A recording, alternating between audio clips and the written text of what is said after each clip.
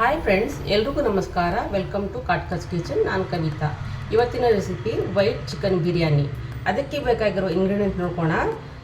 ಈರುಳ್ಳಿ 3 ತೊಗೊಂಡಿದ್ದೀನಿ, ಮೀಡಿಯಮ್ ಗಾತ್ರದ್ದು. ಹಸಿಮೆಣಸಿನಕಾಯಿಗೆ ರುಚಿಗೆ ತಕ್ಕಷ್ಟು, ಕೊತ್ತಂಬರಿ ಸೊಪ್ಪು ಸ್ವಲ್ಪ, ಮೆಂತ್ಯ ಸೊಪ್ಪು ಸ್ವಲ್ಪ, ಪುದೀನ ಸೊಪ್ಪು ಸ್ವಲ್ಪ, ಒಂದು ದೊಡ್ಡ ಗಡ್ಡೆ ಬೆಳ್ಳುಳ್ಳಿ ತೊಗೊಂಡಿದ್ದೀನಿ, 1.5 ಇಂಚು ಶುಂಠಿ, 1 ಲೆಮನ್ ತೊಗೊಂಡಿದ್ದೀನಿ, ಲಿಂಬೆಹಣ್ಣು, ಹಸಿ ತೆಂಗಿನಕಾಯಿ ತುರಿ ತೊಗೊಂಡಿದ್ದೀನಿ, 1 ಬಟ್ಲು, ರುಚಿಗೆ ತಕ್ಕಷ್ಟು ಉಪ್ಪು, 1 ಚಕ್ರ ಮೊಗ್ಗು, ಸ್ವಲ್ಪ ಜಾಪತ್ರೆ, 1 ದೊಡ್ಡ ಏಲಕ್ಕಿ, 2 ಚಿಕ್ಕ ಏಲಕ್ಕಿ, 1.5 ಇಂಚು ಚಕ್ಕೆ, ಪಲಾವ್ ಎಲೆ ತೊಗೊಂಡಿದ್ದೀನಿ 2, ಮರಾಠ ಮೊಗ್ಗು ಒಂದು 5ರಿಂದ 6, ಒಂದು 7ರಿಂದ 8 ಮೆಣಸು ತೊಗೊಂಡಿದ್ದೀನಿ, ಲವಂಗ ಒಂದು 6 ತೊಗೊಂಡಿದ್ದೀನಿ, ಕಲ್ಲು ಹೂವು ಸ್ವಲ್ಪ, ಸೋಂಪು ತೊಗೊಂಡಿದ್ದೀನಿ 1 ಟೀ ಸ್ಪೂನ್, 1.5 ಟೀ ಸ್ಪೂನ್ ಧನಿಯಾ ಪುಡಿ, ಮೀಡಿಯಮ್ ಗಾತ್ರದ 1 ತೆಂಗಿನಕಾಯಿ, ಅದರಲ್ಲಿ ಅರ್ಧ ಮಾತ್ರ ತೆಂಗಿನಕಾಯಿ ಹಾಲು ತೊಗೊಂಡಿದ್ದೀನಿ.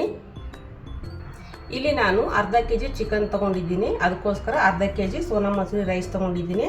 ಅದು ಅರ್ಧ ಗಂಟೆ ಮೊದಲೇ ನೆನೆಸಿದ್ದೀನಿ, ಹಳೆ ಅಕ್ಕಿ ಆಗಿರೋದ್ರಿಂದ. 2 ಲವಂಗ ತೊಗೊಂಡಿದ್ದೀನಿ ರುಬ್ಬೋಕೆ, ಶುಂಠಿ, ಬೆಳ್ಳುಳ್ಳಿ,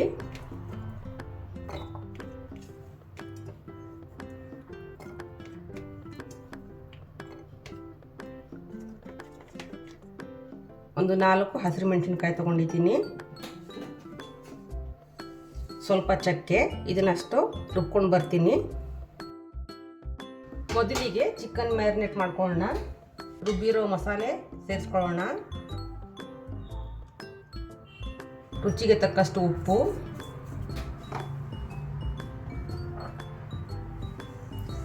ಸ್ವಲ್ಪ ಕಾಯಿ ತುರಿ,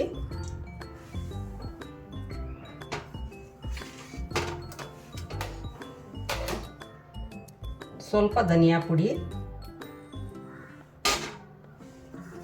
ಮತ್ತು ಸ್ವಲ್ಪ ಸೋಂಪು. ಇಷ್ಟು ಹಾಕಿ ನೀಟಾಗಿ ಕಲಿಸ್ಕೊಳ್ಳೋಣ. ಕೈಯೆಲ್ಲ ವಾಶ್ ಮಾಡ್ಕೊಂಡಿರೋದು.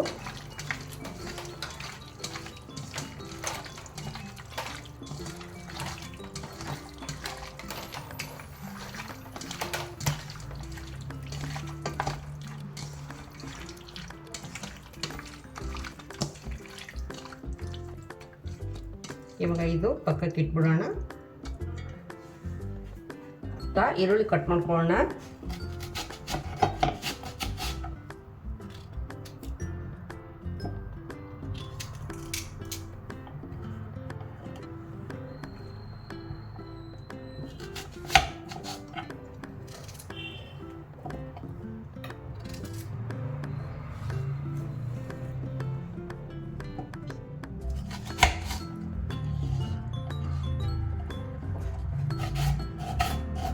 ಉದ್ದುಗೆ ಕಟ್ ಮಾಡ್ಕೊಳ್ಬೇಕು.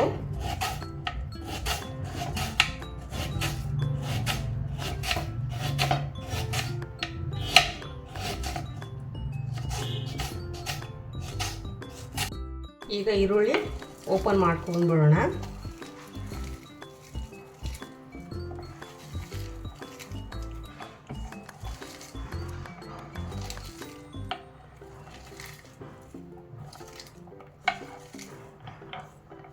ಪಕ್ಕಕ್ಕೆ ಎತ್ತಿಟ್ಕೊಂಡ್ಬಿಡ್ತೀನಿ.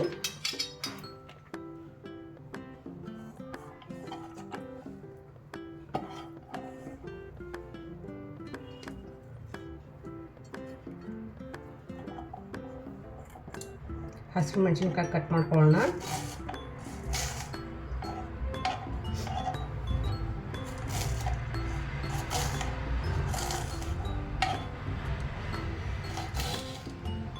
ತುಂಬ ಚಿಕ್ಕದಾಗಿ ಮಾಡ್ಕೊಬೇಕಂತ ಏನಿಲ್ಲ.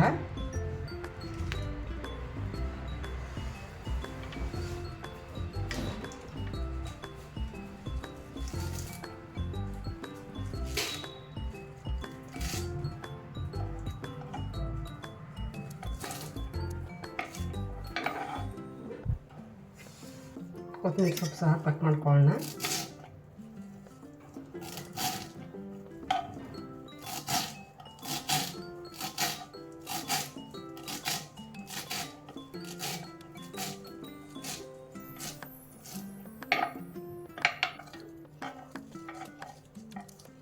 ಮೆಂತ್ಯ ಸೊಪ್ಪು ಸಹ ಕಟ್ ಮಾಡ್ಕೊತಾ ಇದ್ದೀನಿ.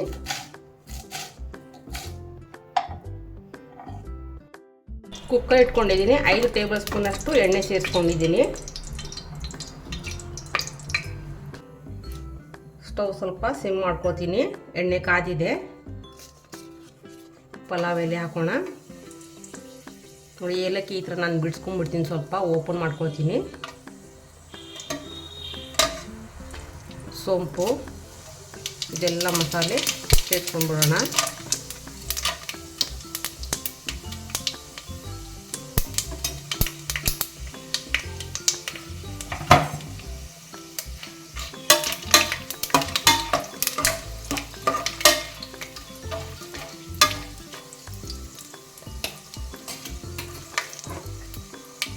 ಈಗ ಮೆಣಸಿನ್ಕಾಯಿ ಸೇರಿಸ್ಕೊಳ್ತಾ ಇದ್ದೀನಿ.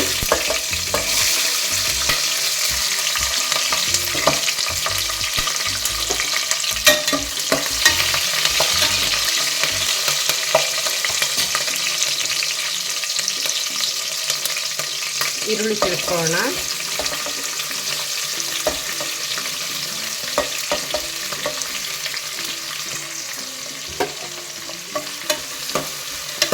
ಈರುಳ್ಳಿ ಸ್ವಲ್ಪ ಮೆತ್ತಗಾಗಬೇಕು.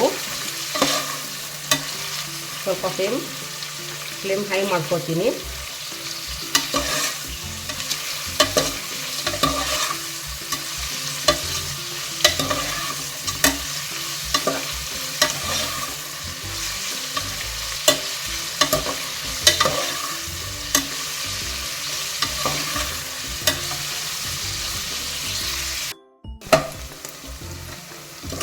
ಈರುಳ್ಳಿ ಬಣ್ಣ ಚೇಂಜ್ ಆಗಿದೆ, ಗುಲಾಬಿ ಬಣ್ಣಕ್ಕೆ ಬಂದಿದೆ.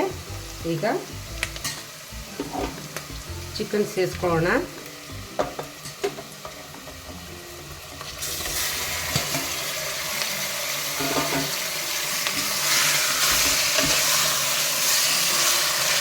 ಚಿಕನ್ ಚೆನ್ನಾಗಿ ಫ್ರೈ ಮಾಡೋಣ.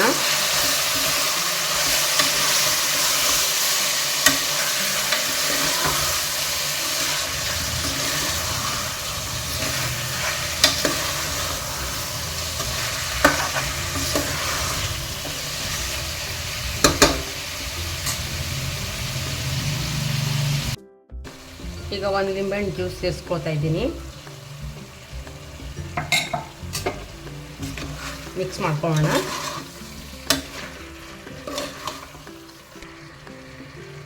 ಧನಿಯಾ ಪುಡಿ ಸೇರಿಸ್ಕೊಳ್ಳೋಣ.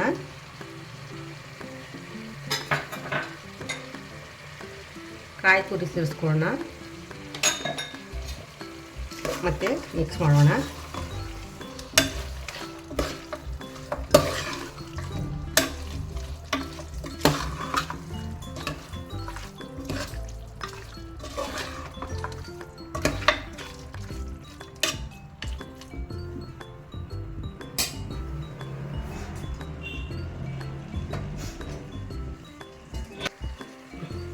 ಈಗ ಲಿಡ್ ಮುಚ್ಚೋಣ. ಒಂದು 5 ನಿಮಿಷ ಮುಚ್ಚೋಣ, ಆಮೇಲೆ ನೋಡೋಣ. ಮತ್ತೆ ಚೆಕ್ ಮಾಡೋಣ.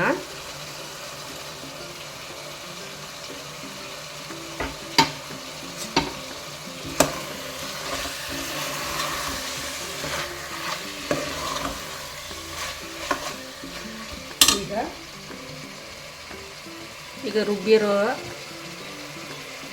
ಮಸಾಲೆ ಸ್ವಲ್ಪ ನೀರು ಹಾಕ್ಕೊಂಡು ಮಿಕ್ಸ್ ಮಾಡ್ಕೊತಾ ಇದ್ದೀನಿ.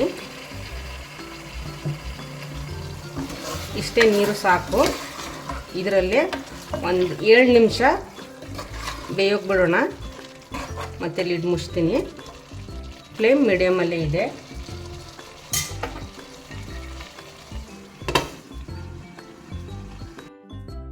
ಚೆಕ್ ಮಾಡ್ಕೊಳ್ಳೋಣ.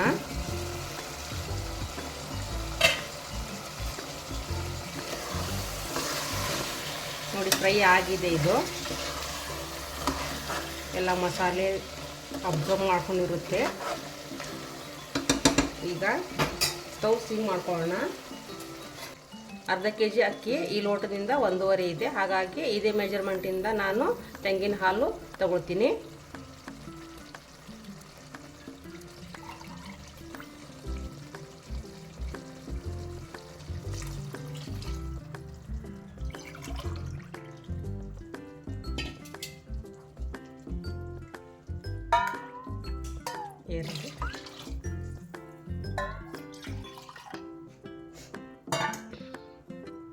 2 ಮತ್ತು ಕಾಲು ತೊಗೊಳ್ತೀನಿ, ಕಾಲು ಲೋಟ ಸಾಕಾಗುತ್ತೆ. ಯಾಕಂದರೆ ಅಕ್ಕಿ ನೆಂದಿದೆ.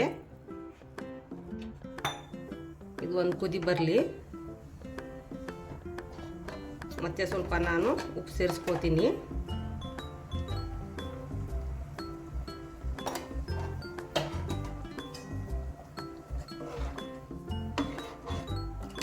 ಈ ಸಮಯದಲ್ಲಿ ನೀವು ಉಪ್ಪು ಖಾರ ಟೇಸ್ಟ್ ನೋಡ್ಕೊಳ್ಳಿ.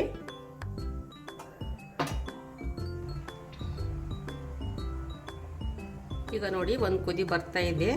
ಇವಾಗ ನಾನು ಈ ಸೊಪ್ಪುಗಳನ್ನು ಸೇರಿಸ್ಕೊಳ್ತಾ ಇದ್ದೀನಿ. ಮೊದಲೇ ಸೇರಿಸ್ಕೊಂಡ್ರೆ ಬಣ್ಣ ಚೇಂಜ್ ಆಗುತ್ತೆ ಅಂತ ನಾನು ಸೇರಿಸ್ಕೊಳ್ಳಲ್ಲ.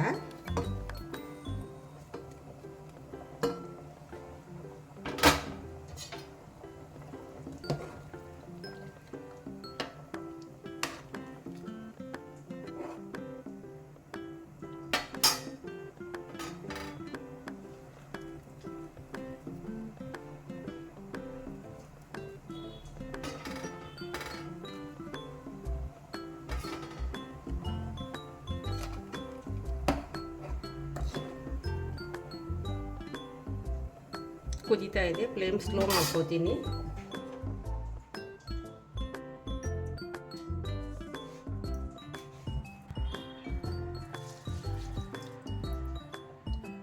ಈಗ ಅಕ್ಕಿ ಸೇರಿಸ್ಕೊಳ್ತಾ ಇದ್ದೀನಿ.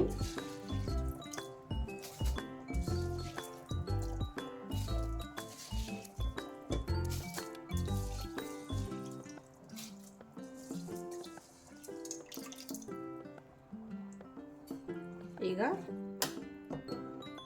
ನಿಧಾನವಾಗಿ ಮಿಕ್ಸ್ ಮಾಡ್ಕೊಳ್ಳೋಣ. ತುಂಬ ಕಲಿಸ್ಬಾರ್ದು, ಕಲಿಸಿದ್ರೆ ಅಕ್ಕಿ ಒಡೆದೋಗುತ್ತೆ. ಸ್ವಲ್ಪ ಕುದಿಲಿ, ಫ್ಲೇಮ್ ಹೈ ಮಾಡ್ಕೋತೀನಿ.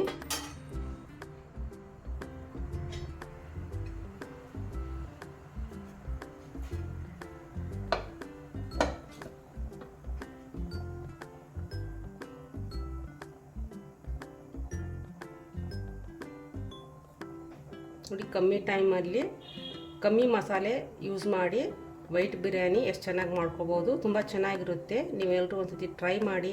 ಮತ್ತು ಯಾರೆಲ್ಲ ನನ್ನ ಚಾನಲ್ ಸಬ್ಸ್ಕ್ರೈಬ್ ಮಾಡಿಲ್ಲ, ಸಬ್ಸ್ಕ್ರೈಬ್ ಮಾಡ್ಕೊಳ್ಳಿ. ಇವಾಗ ಕುದೀತಾ ಇದೆ, ಲಿಡ್ ಮುಚ್ಚಿಬಿಡೋಣ.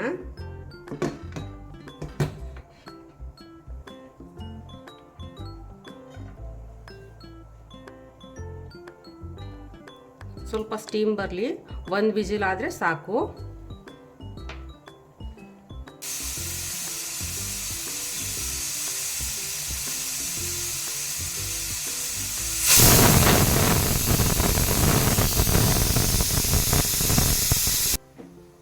ವಿಜಿಲ್ ಆಗಿದೆ, ಸ್ಟವ್ ಆಫ್ ಮಾಡ್ಕೊಂಡ್ಬಿಡ್ತೀನಿ.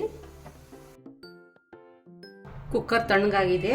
ಈಗ ಚೆಕ್ ಮಾಡ್ಕೊಳ್ಳೋ ಸಮಯ.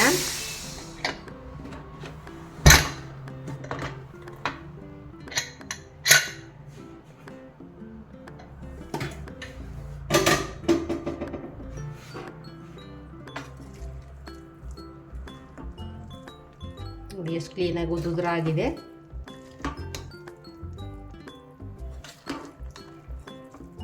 ನೋಡಿ, ನಾನು ಕೆಳಗಡೆಯಿಂದ ನಿಮಗೆ ಕಲಸಿ ತೋರಿಸ್ತೀನಿ. ಎಲ್ಲೂ ಅದು ಸೀದ್ ಹೋಗಲ್ಲ. ನೋಡಿ,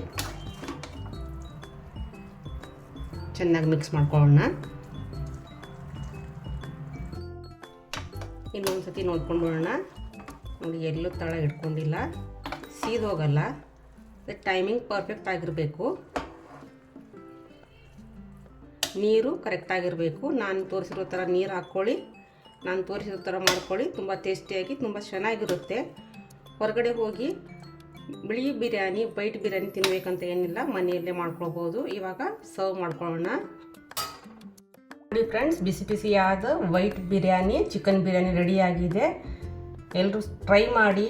ಮತ್ತು ಚಿಕನ್ ಬೆಂದಿದೆಯೋ ಇಲ್ವಂತ ಚೆಕ್ ಮಾಡೋದು ಅವಶ್ಯಕತೆ ಇರಲ್ಲ, ಕರೆಕ್ಟಾಗಿ ಬೆಂದಿರುತ್ತೆ. ನಾನು ಹೇಗೆ ತೋರಿಸಿದ್ದೀನಿ ಹಾಗೆ ಮಾಡಿ, ತುಂಬ ಚೆನ್ನಾಗಿರುತ್ತೆ. ಸಖತ್ತಾಗಿ ಬಂದಿದೆ. ನೀವು ಕೂಡ ಮಾಡಿಕೊಂಡು ಟೇಸ್ಟ್ ಮಾಡಿ. ಮತ್ತು ನಿಮ್ಮ ಫೀಡ್ಬ್ಯಾಕ್, ಅನಿಸಿಕೆಯನ್ನು ನನಗೆ ತಿಳಿಸಿ.